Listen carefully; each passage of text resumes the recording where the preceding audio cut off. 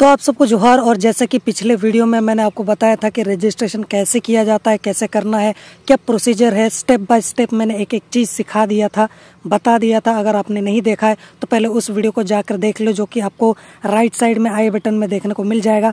उसके बाद आगे कैसे फॉर्म को भरना है, क्या क्या डिटेल्स वगैरह देनी है, उसको यहाँ पर हम लोग देखेंगे, जानेंगे, समझेंगे। और कैसे ही आप सिर्फ मोबाइल से ही जो सारा काम है वो कर सकते हो। आपको किसी कैफे में जाने की जरूरत नहीं है, आप घर से ही सारा काम कर सकते हो और अपने पैसे बचा सकते हो। First stage of registration is completed, please continue filling the details for registration. तो चलिए भरना शुरू कर देते हैं। तो यहाँ पर आप देख सकते हो कि फर्स्ट स्टेप जो है वो कंप्लीट हो चुका है। अब यहाँ पर हम लोग पूछा जा रहा है please continue filling your details below. तो यहाँ पर आपको अपना आधार कार्ड का जो नंबर है उसको भरना है। अच्छा, मैं आपको एक बात बता दूं, एक चीज याद रखिएगा, जब आप अपना आधार नंबर भरते हैं तो सारे नंबर्स को आप साथ में मतलब चिपका के भरिएगा। हम सबको मालूम है कि जो आधार नंबर होता है वो जोड़े में होता है, 4-4 नंबर के जोड़े में। जैसे कि मान लीजिए 1 2 3 4, उसके बाद 5 6 7 8 9 10 11 12, इस तरीके से 4-4 के जोड़े में होता है। तो आपको वैसा जोड़ा में नहीं भरना है, आप सबको एक साथ भरिए। जैसे कि 1 2 3 4 5 6 7 8 9 10 11 12 सबको एक साथ लिख दीजिए, तो आपको यहाँ पर भरने में दिक्कत नहीं होगी। अगर आप यहाँ पर जोड़े में भरने की कोशिश करेंगे कि जैसे कि 1 2 3 4 को आपने लिखा, फिर उसके बाद गैप दिया, फिर 5 6 7 8 आपने लिखा, फिर गैप दिया, फिर उसके बाद आपने लिखा, तो वो एक्सेप्ट ही नहीं करेगा। तो उस बात को आपको ध्यान जरूर रखना है। आधार नंबर भरते समय सबको एक साथ भर दीजिए। इसके अलावा अगर को आपको किसी तरीके की डिसेबिलिटी है उसको आप यहाँ पर यस कर दीजिए। अगर है तो चाहे आपको किसी तरीके की फिजिकल प्रॉब्लम है या फिर कोई दिक्कत है उसको आप यहाँ पर कर लेना। मेरा नहीं है तो मैं यहाँ पर नो पर क्लिक कर देता हूँ। अब यहाँ पर और भी काफ़ी सारे ऑप्शंस यहाँ पर दिए गए हैं, जैसे कि language studied in secondary school. यहाँ पर जैसे कि मैंने आपको बताया था कि languages studied in secondary school वहाँ पर ऑप्शन था। तो यहाँ पर आप जितने चाहे लैंग्वेजेस को चूज़ कर सकते हो। तो मैंने यहाँ पर 2 लैंग्वेजेस को चूज़ किया है, इंग्लिश और हिंदी। हालांकि मुझे बंगाली भी थोड़ी थोड़ी आती है, उतना बहुत अच्छा तो नहीं, जिस तरीके से बंगाल में बोला जाता है उस तरीके से तो नहीं, पर मैं बोल सकता हूँ। और उसके अलावा मुझे समझ में भी आती है, यानी कि कम्युनिकेशन में कर सकता हूँ। पर यहाँ पर बोला गया है कि आपने कौन कौन सी लैंग्वेज को स्टडी किया है, तो यहाँ पर मैंने 2 ही लैंग्वेजेस को स्टडी किया है, हिंदी और इंग्लिश। तो उस बात का आपको ध्यान ज़रूर रखना है। जो भाषा में भी आपने स्कूल में स्टडी किया हुआ है तो उस लैंग्वेजेस को टिक करके आपको यहाँ पर सेलेक्ट कर लेना है, ठीक है। इसके अलावा यहाँ पर वेदर एम्प्लॉयड, क्या आपके पास जॉब है, क्या आप जॉब कर रहे हो। तो मैं तो नहीं कर रहा हूँ, मैं नल्ला बेरोज़गार इंसान हूँ, मेरे पास जॉब नहीं है। इसके अलावा यहाँ पर आपको अपना फ़ोटो अपलोड करना है और अपना सिग्नेचर अपलोड करना है। याद रखना, फ़ोटो जो है वो 50 KB से कम का होना चाहिए और जो सिग्नेचर है वो 20 KB से कम का होना चाहिए, ठीक है। उसको आपको ध्यान रखना है।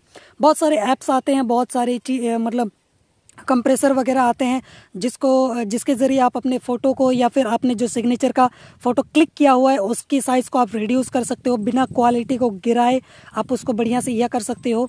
तो उसमें थोड़ी सी मेहनत लगती है, लेकिन आप कर लोगे तो आपका काफ़ी लॉन्ग टाइम के लिए वो वर्क करेगा, खासकर सिग्नेचर। क्योंकि फ़ोटो चाहे तो आप मतलब बदल सकते हो या फिर वो बदलता रहता है, आपको बार बार फ़ोटो वगैरह खिंचवाना पड़ेगा, लेकिन सिग्नेचर जो है वो परमानेंट ही रहेगा, वो तो बदलेगा नहीं।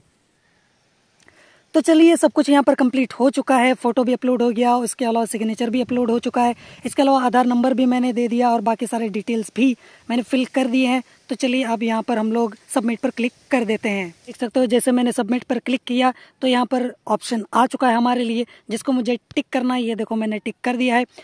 I hereby declare that I have not done any duplicate registration. I understood that my candidature may be rejected if any duplicate registration is found at later stage. तो जो भी आप भरते हो उसको थोड़ा सा सोच समझ के भरना है, क्योंकि जब डॉक्यूमेंट वेरिफिकेशन किया जाएगा और उसमें थोड़ा बहुत कुछ इधर उधर देखने को मिल गया तो आपका जो भी आपने भरा है या फिर जो भी आपने मेहनत किया है वो सारा का सारा पानी हो जाएगा और आपका सिलेक्शन भी नहीं होगा। भरते समय हर एक चीज़ का ध्यान रखना, नाम से लेकर हर एक चीज़, डेटा डिटेल्स आप थोड़ा सा सोच समझ के ही भरना। आई बात समझ में? तो चलिए इसको हम लोग सबमिट कर देते हैं।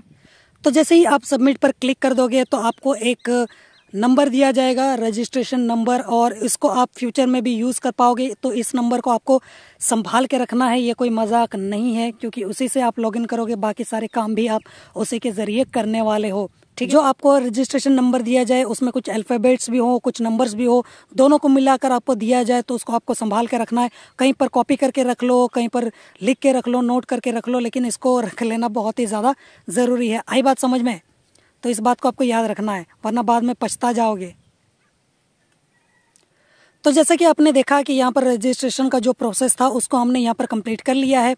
यहाँ पर आपको देखने को भी मिल जाएगा कि if you have already applied, उसके बाद यहाँ पर आपको बाकी सारी चीज़ें, टू नो द स्टेटस, यहाँ पर आप क्लिक कीजिए तो आपको पूरा का पूरा स्टेटस दिख जाएगा, अगर आपने पहले में रजिस्ट्रेशन किया हुआ है या फिर अप्लाई किया हुआ है। ठीक है, आपको सारा का सारा डिटेल मिल जाएगा। ठीक है, रजिस्ट्रेशन हम लोग का आप देख सकते हैं कि वो कंप्लीट हो चुका है। यहाँ पर आप देख सकते हो पूरी डिटेल। यहाँ पर अब हमें एप्लीकेशन फॉर्म भरना है, इसके बाद प्रेफरेंस चूज़ करना है, इसके बाद एप्लीकेशन को प्रिंट करना है, बहुत सारी चीज़ें करनी है। अभी तो बहुत लंबा सफ़र बाकी है।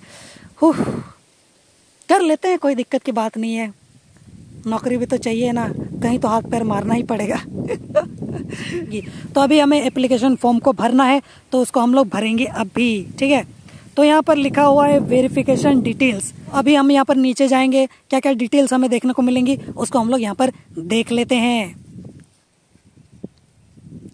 तो यहाँ पर आपको दो चीज़ें देखने को मिल जाएगी, एक तो रजिस्ट्रेशन नंबर। जब आपने रजिस्ट्रेशन कंप्लीट किया होगा तो आपको एक नंबर दिया गया होगा काफ़ी लंबा चौड़ा, जिसमें अल्फ़ाबेट्स और नंबर को मिलाकर एक रजिस्ट्रेशन नंबर आपके लिए प्रोवाइड किया गया होगा। उस रजिस्ट्रेशन नंबर को आपको यहाँ पर भरना है या फिर ऑलरेडी भरा हुआ आपको देखने को मिल जाएगा।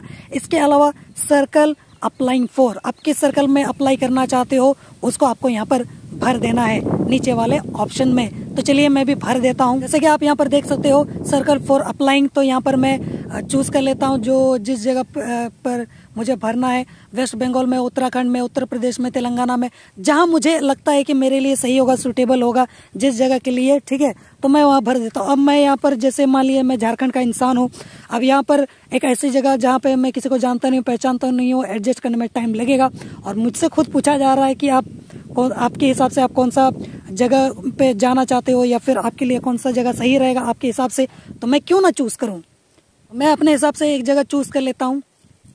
तो चलिए भाई झारखंड ही चूज़ कर लेते हैं, रिक्स नहीं लेना है अपने को।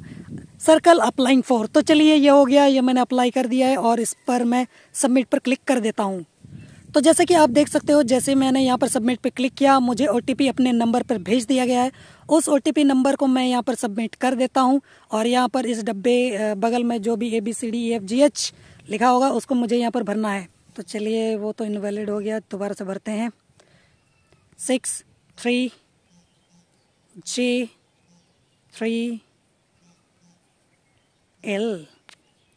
चलिए आप सबमिट करके देख लेते हैं। नेक्स्ट। ठीक है, फाइनली वो सारा चीज़ जो है वो कंप्लीट हो चुका है। इसके अलावा मुझे यहाँ पर अपना एड्रेस, सिटी, पिन कोड, ये सब वगैरह भरना है इसमें। तो यहाँ पर डोर, हाउस, अपार्टमेंट, उसको आपको भरना है। अब मेरा तो है ही नहीं, मैं सिटी में रहता नहीं हूँ।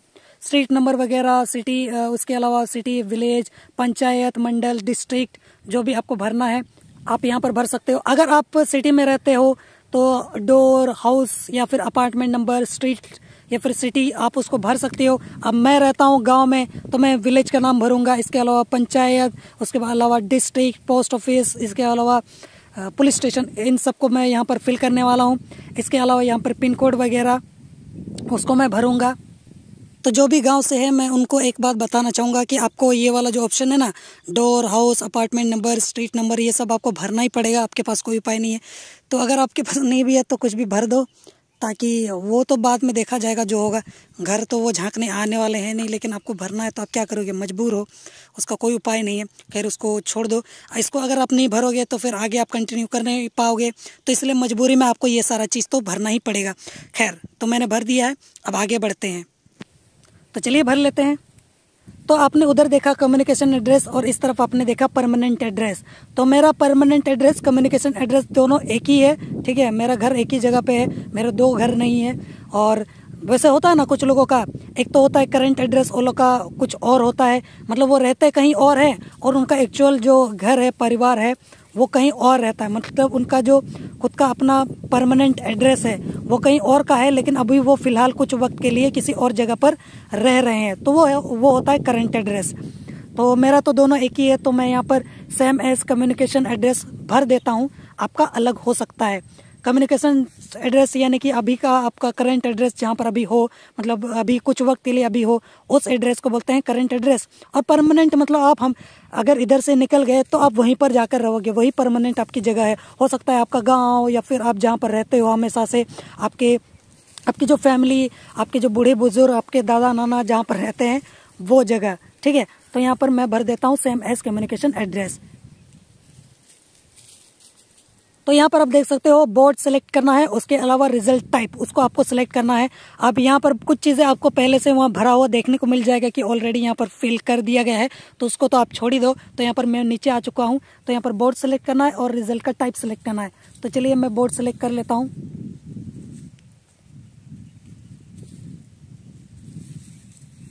तो चलिए मैंने बोर्ड सेलेक्ट कर लिया है और इसके अलावा सिलेक्ट रिजल्ट टाइप।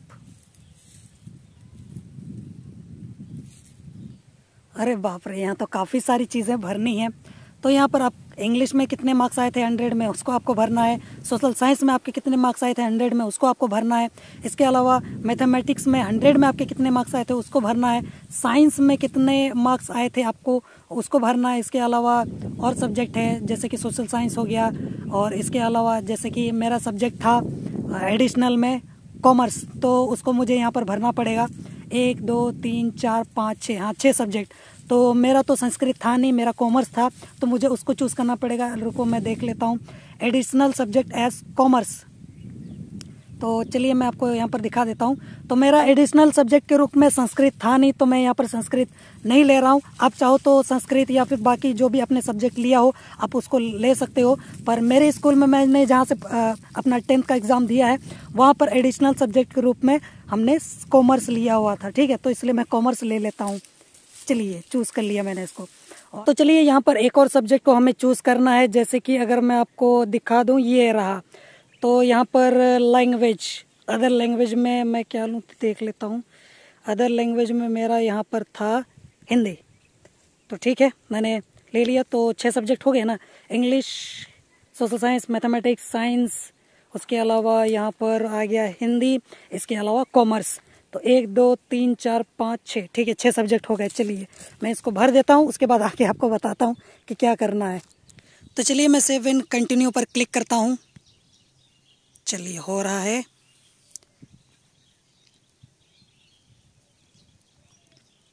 तो यहाँ पर रजिस्ट्रेशन डिटेल्स कंप्लीट हो गई हैं, एप्लीकेशन फॉर्म कंप्लीट हो गया। चूज प्रेफरेंसेस, तो चलिए चूज कर लेते हैं।